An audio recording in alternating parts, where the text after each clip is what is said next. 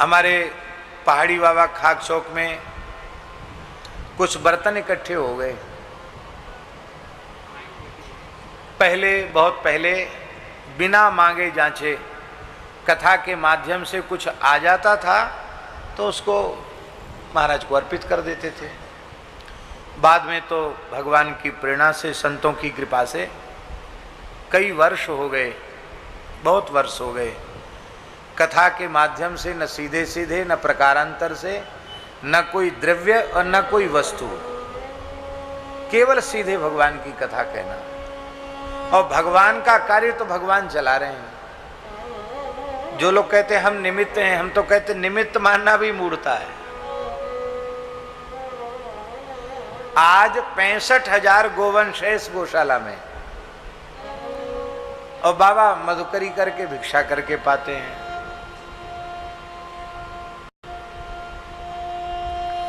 कहीं किसी से दान चंदा चिट्ठा भी नहीं मांगा जाता है।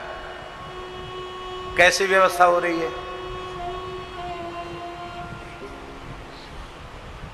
भैया जी? कोई मनुष्य कर रहा है क्या? केवल राधा रानी कर रही है।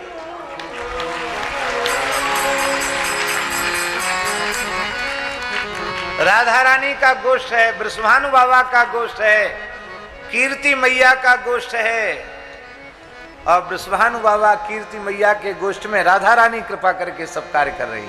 सब राधा रानी कर रही है। जो इस पवित्र कार्य में रंच मात्र भी निमित्त बन रहे हैं, वे अत्यंत सौभाग्यशाली जीव हैं, जिनको इस गोष्ठ में गाय को छूने का, गोबर उठाने का, गाय को न्यार डालने का सौभाग्य प्राप्त हो रहा है। ये भाग्यशाली जीव है। कोई उत्तर नहीं दे सकता कि इतने बड़े गोवंश की सेवा का खर्च कहां से आ रहा है। हमारे विचार से तो कोई उत्तर नहीं दे सकता। हम लोगों के तो तक लगाने की जरूरत ही नहीं है। ये कौन कर रहा है?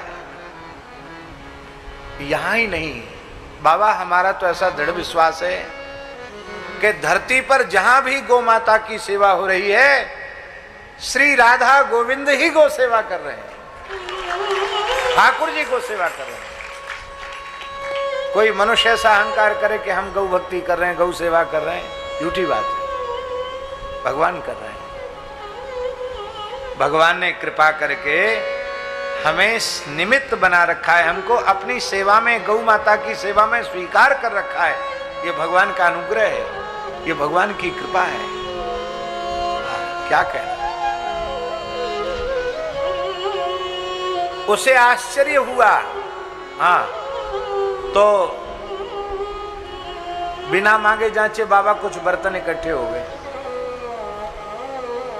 महाराज जी हमारे पहाड़ी बाबा बड़े फक्कड़ महात्मा थे। उनकी नजर पड़ी बोरों में बर्तन भरे पड़े हैं। अरे बोले इतना लोहा कहाँ से इकट्ठा हुआ? बर्तन नहीं कहते थे, लोहा कहते थे। इतना लोहा शनिचर यहाँ कहाँ से इतना इकट्ठा हो गया? तो लोग डरते थे। लोगों ने डरते डरते बताया कि ऐसे महाराज आ जाते हैं कुछ बर्तन। अरे राम राम, इतना शनिचर इतना आ गया, अरे राम राम। हमसे बोले क्या करोगे इसका? तो हमने कहा महाराज जी और तो कुछ समझ में नहीं आ रहा है, इनको बाजार में दे दिया जाए और कोई बड़ा बर्तन ले लिया जाए जिससे भगवान की सेवा में काम आएगा। अरे राम राम, ये तो घोर दरिद्रता का लक्षण है। दान की चीज को बाजार में बेचने की बुद्धि तुम्हारे भीतर कैसे आई? अरे राम राम राम, घोर कलयुग, हे भगवान, हे भगवान, ऐसी बुद्धि तुम्हारी विकृत कैसे हो गई? दान की वस्तु को बेचने का विचार कभी ऐसा किया नहीं था। हमने उत्तर दिया उनको। हमने कहा फिर महाराज जी क्या होगा? यहाँ उपयोग नहीं है, बाजार में देने को आप मना कर रहे हैं। बोले हम बताएंगे। 2001 की बात है। बोले सब बर्तन कुंभ में ले जाओ और बढ़िया खूब खीर मालपुआ की रसोई करो और सब साधुओं को बुलाओ और सब बर्तन वहीं पंगत में फेर दो। और फिर जब साधु खीर मालपुआ पालें, दान दक्षिणा कपड़ा सब मिल जाए, तब हाथ जोड़ के धरती पर मस्तक रख के प्रणाम करके कह दो महाराज बर्तन मांजने की व्यवस्था नहीं है, जिसने जिसमें पाया हो अपने साथ ही ले जाओ।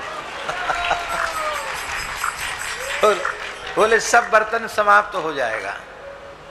5-7 बोरा बर्तन था महाराज जी, सब खत्म हो गया एक पंगत में, जैसी आराम, सब खत्म।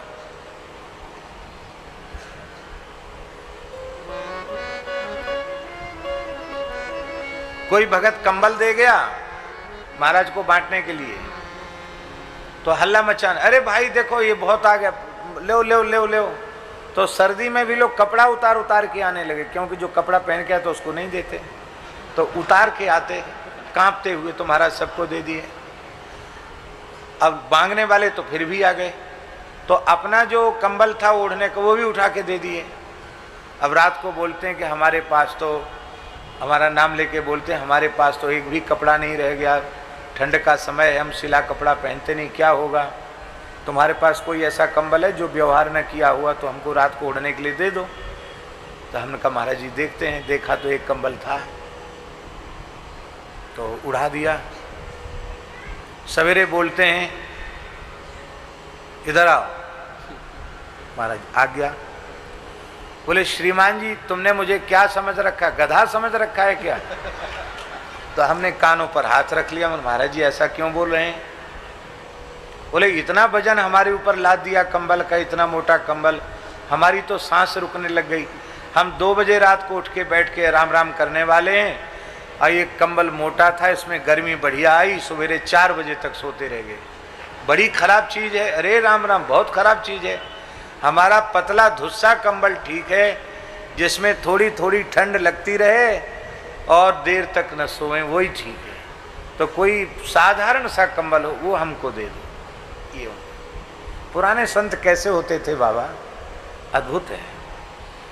तो जमदग्नि ऋषि ने भी यही कहा कि ये बर्तन मांजने की व्यवस्था नहीं है, जो कुछ सामान है जिसको जितना उठा ले जाना उठा ले जा।